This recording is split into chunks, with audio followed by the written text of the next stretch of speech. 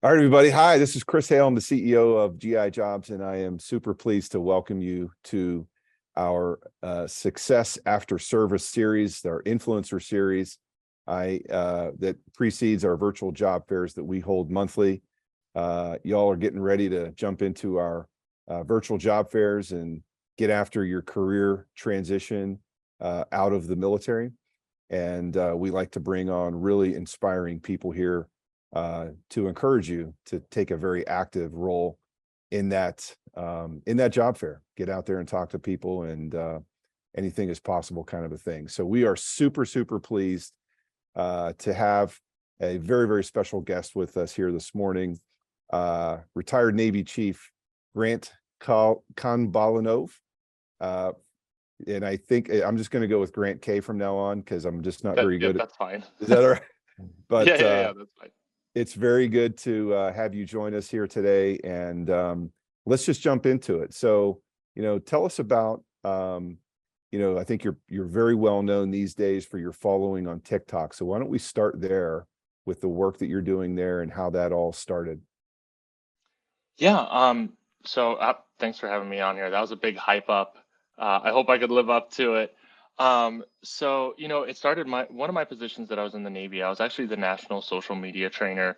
That was my second to last position. Sounds totally made up, and which it was, because that position was not there before. I just kind of said, you know what? I think let's call it the national social media trainer.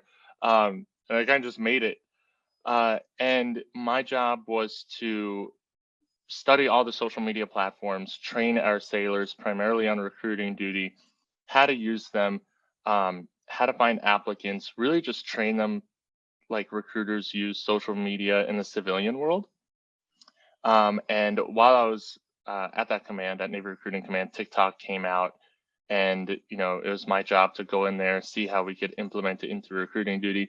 It obviously didn't work out just for security issues and reasons like that, and it's kind of hard to target people on there.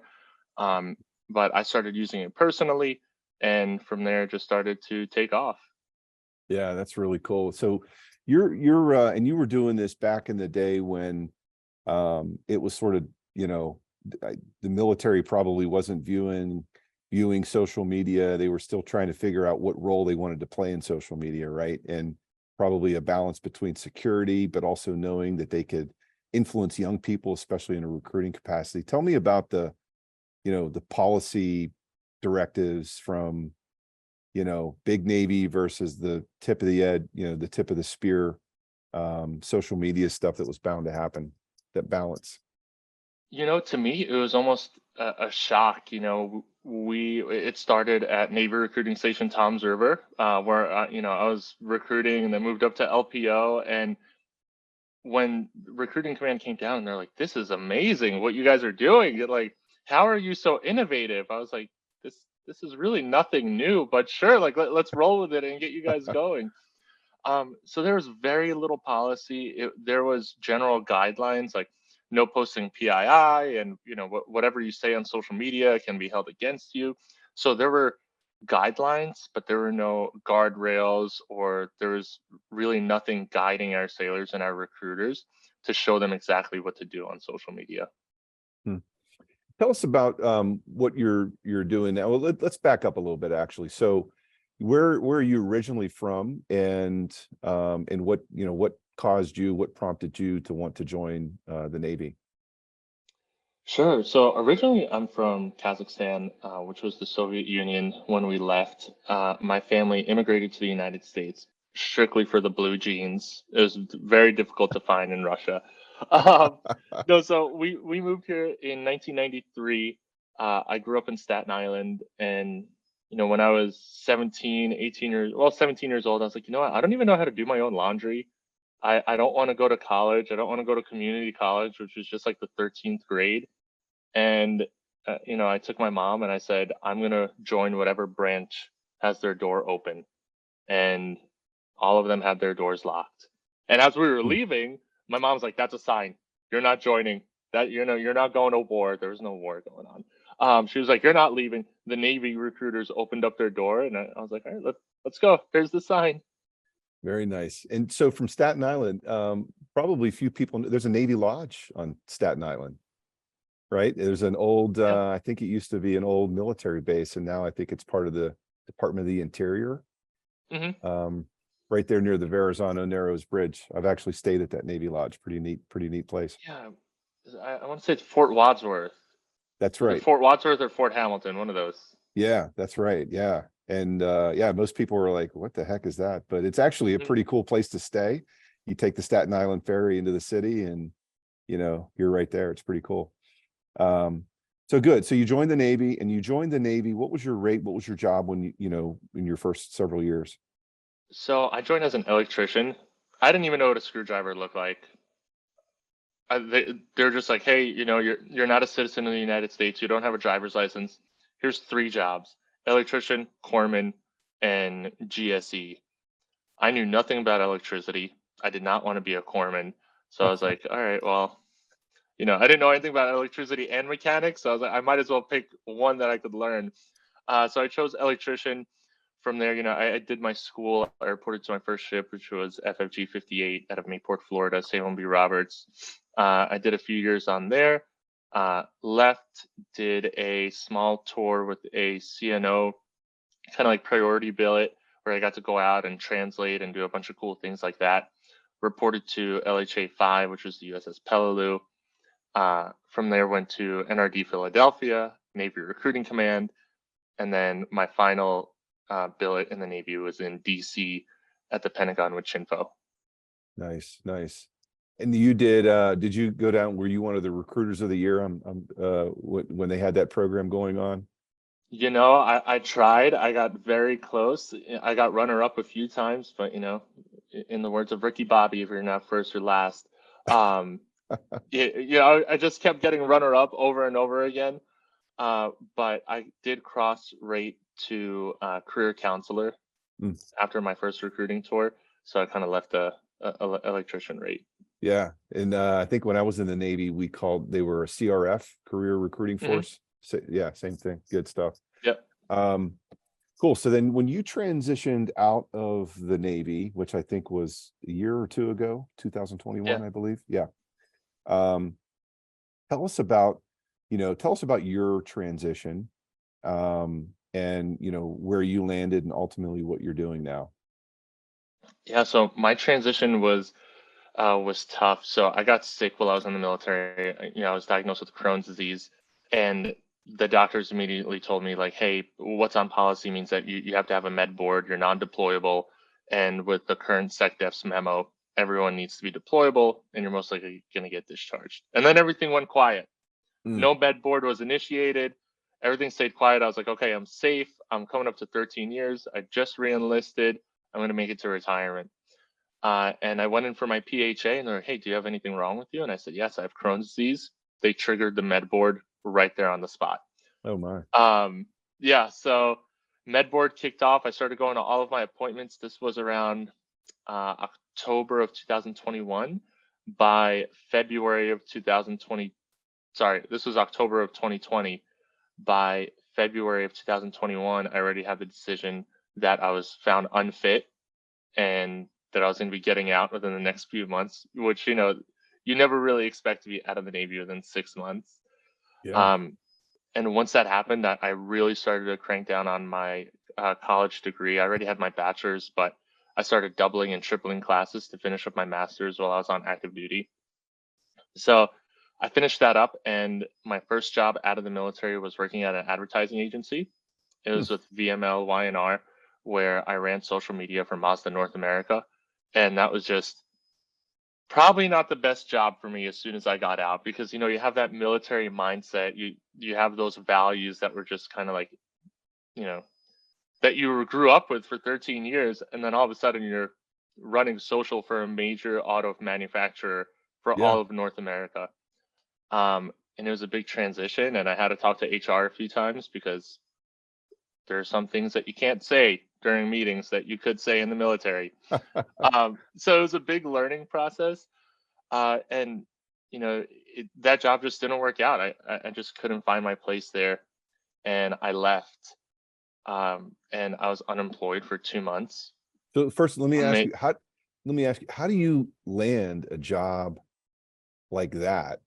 I mean, that's just, I mean, right out of the Navy. I mean, obviously what you were doing in the Navy was related to that, but Mhm. um, I'm, I'm a little, I'm just a little surprised that you were able to translate it that quickly into a high level ad agency kind of a job like that. Like, how did you do that? Biggest thing is network, make connections, make friends, send emails out. When I was working with the Navy, I worked with that agency very closely. And we worked out of the Memphis office because that's the agency that the Navy used for advertising. And then when I was getting out, I kind of just like reached out to those connections and said, "Hey, I'm Nice. getting out. Is there anything that's out there?" And they said, "Hey, the Seattle office has this position open. We would love to refer you."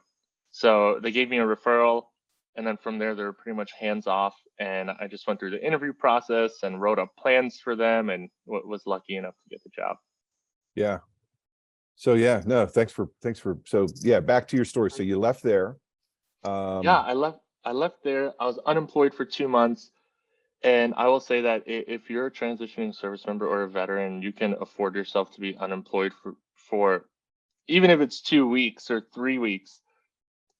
That's one of the biggest things I recommend. mm, Take a little break. Doesn't have to be long. Doesn't have to be 2 months because I'm not gonna lie, it started to get terrifying.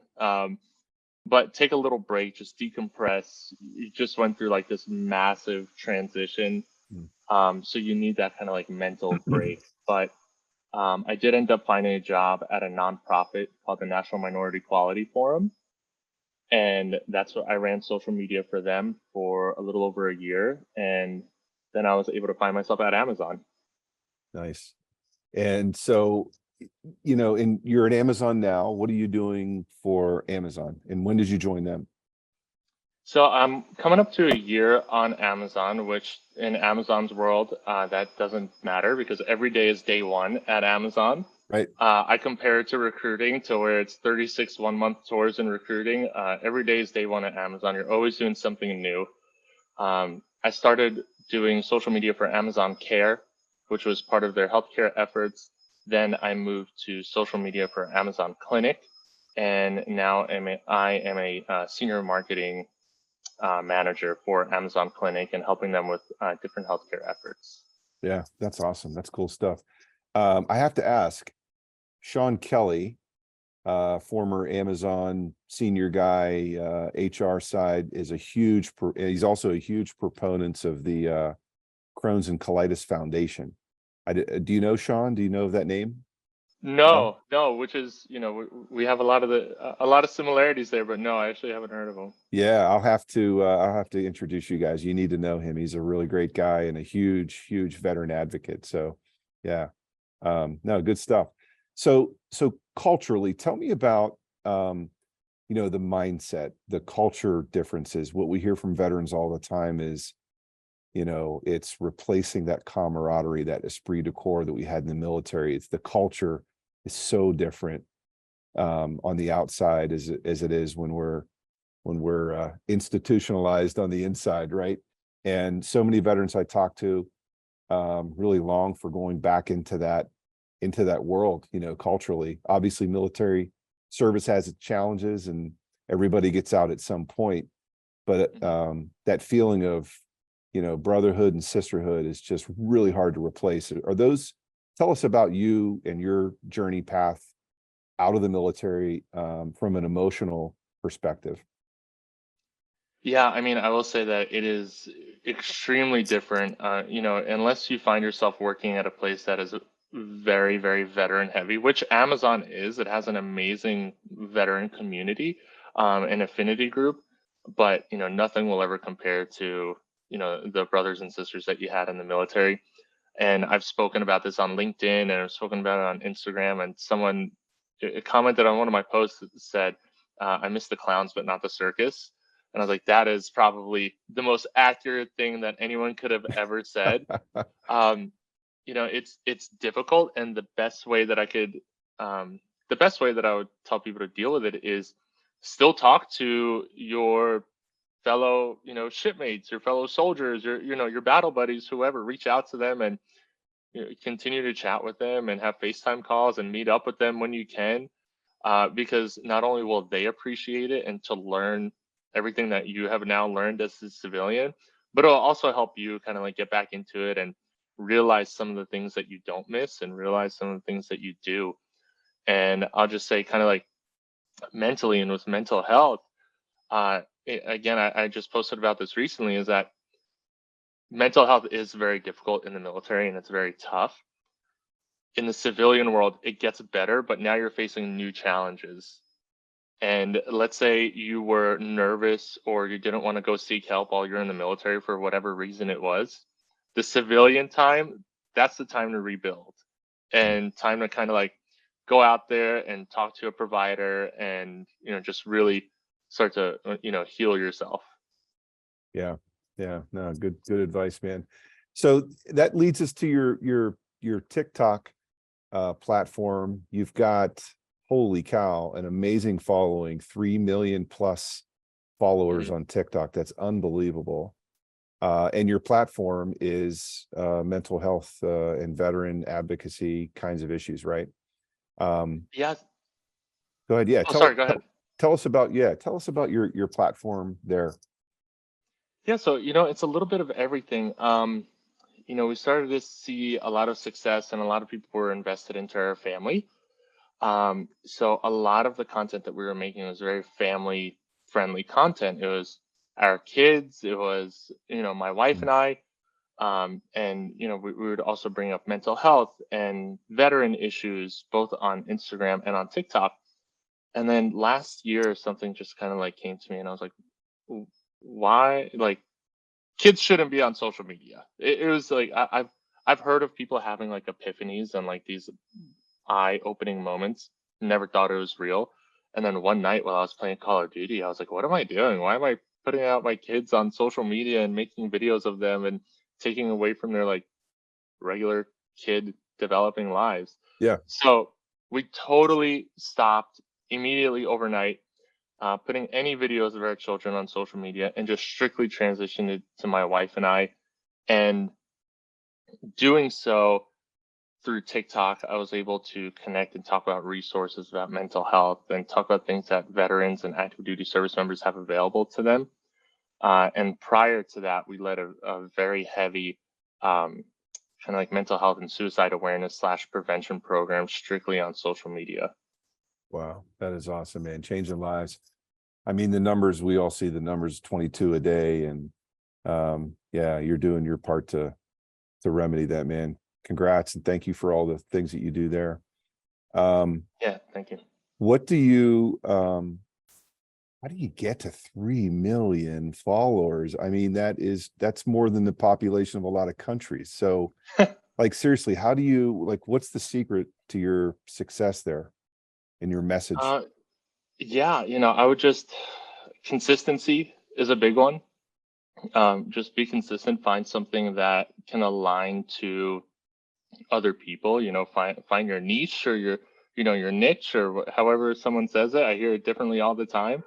And just, go from there and don't worry about, this is going to sound very weird with me saying, but don't worry about the followers. Don't worry about the likes and the comments and how many shares you get. Once you start worrying about that, it takes the fun out of it.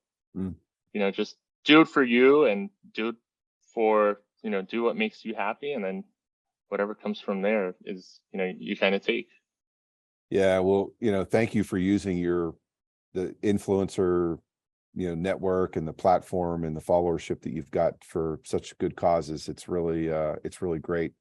Oftentimes it's not that. And it's great to see people doing, using it for those causes. So it's mostly I can't have to ask you, there's a lot of stuff these days around TikTok and, Mm. Chinese influence and, you know, government banning it from employee devices and things like that. What are your thoughts on all of that stuff?